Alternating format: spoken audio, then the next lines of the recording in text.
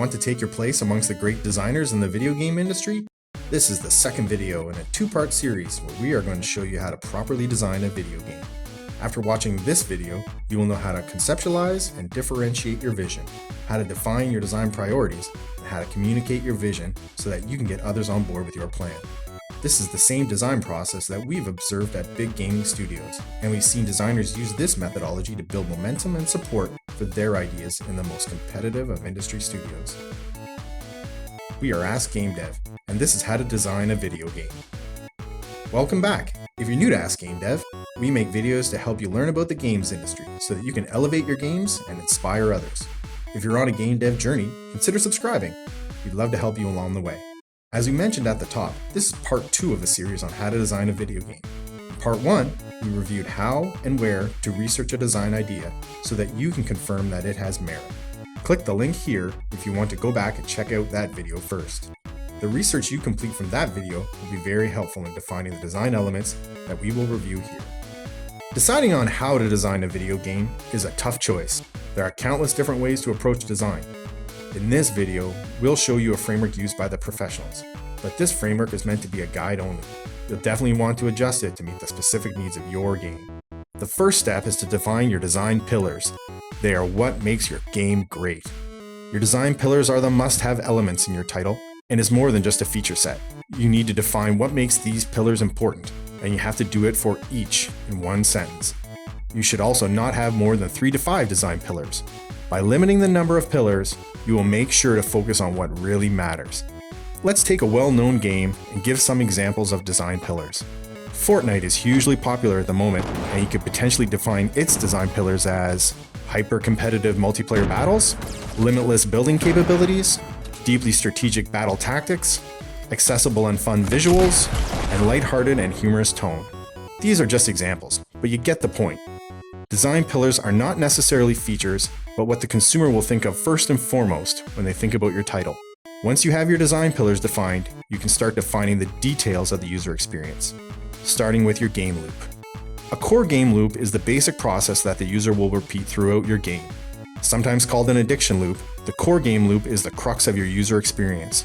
You'll want to define the loop and be sure that you have the right incentives and rewards layered throughout this loop to ensure your user retention is as high as possible.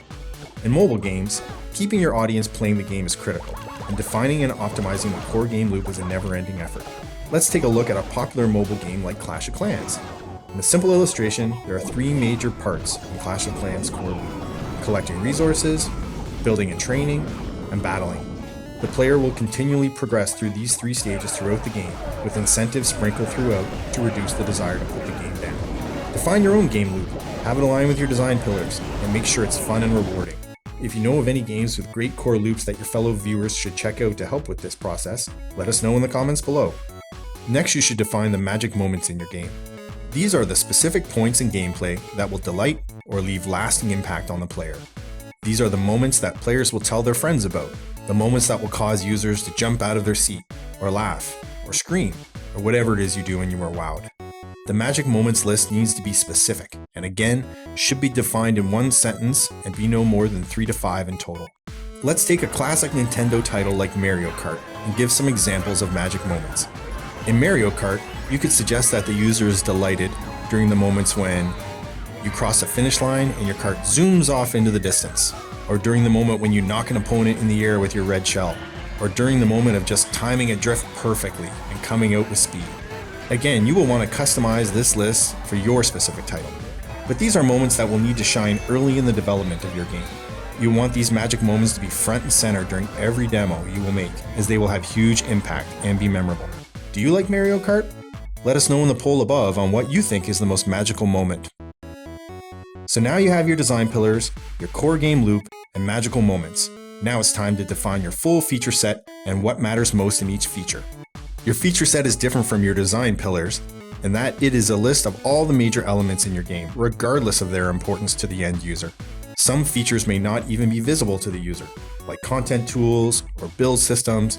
You'll need to define your feature set so that you will have a holistic view of everything that's necessary for ship, and everything that will need its own design. It is also important to find what matters most for each feature. That is the key goal of the feature and what cannot be compromised.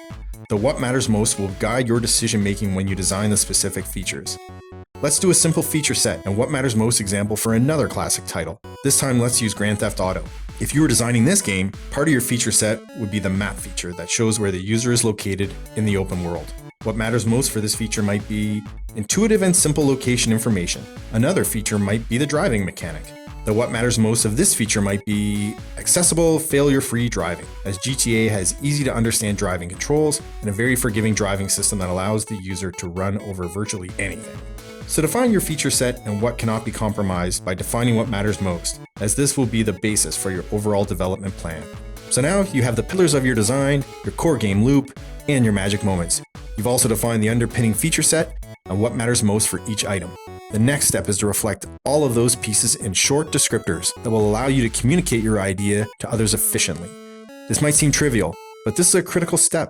Most people need help from others when developing a great game, and if you can't communicate your vision in a way that gets people excited, you should take that as a signal that you may be missing something important. We recently did a video on mistakes to avoid when making games. Check it out in the link above.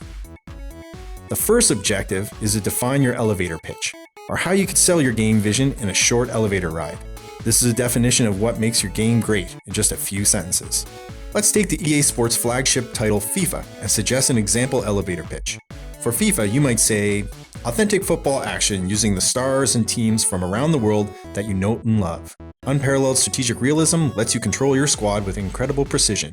Visual accuracy showcases the beautiful game on the game's great pitches.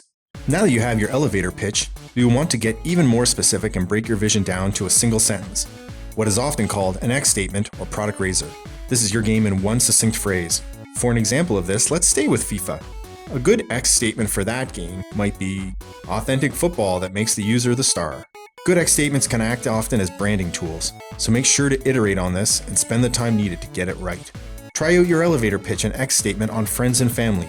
See if they react positively to your wording and understand your message. Take feedback and iterate as needed. The next thing you'll want to define is the order in which you will develop the various elements of your feature set. You'll want to start with a first prototype, typically on the most important of your feature pillars, and something that is central to your game loop. From here, you will want to create the complete feature set roadmap, which is essentially all of the remaining elements of your feature set put in order of expected delivery by development. Development planning is a deep topic, and if you want more information on how to build a world-class development plan, check out our recent video through the link above as it outlines the key tools and tactics that industry experts use. We also wanted to address the common question of how to detail the specifics of your design when working with a team. We definitely recommend erring on the side of brevity, as long design documents that outline minutiae in your game can be inefficient to create and outdated as soon as they are completed.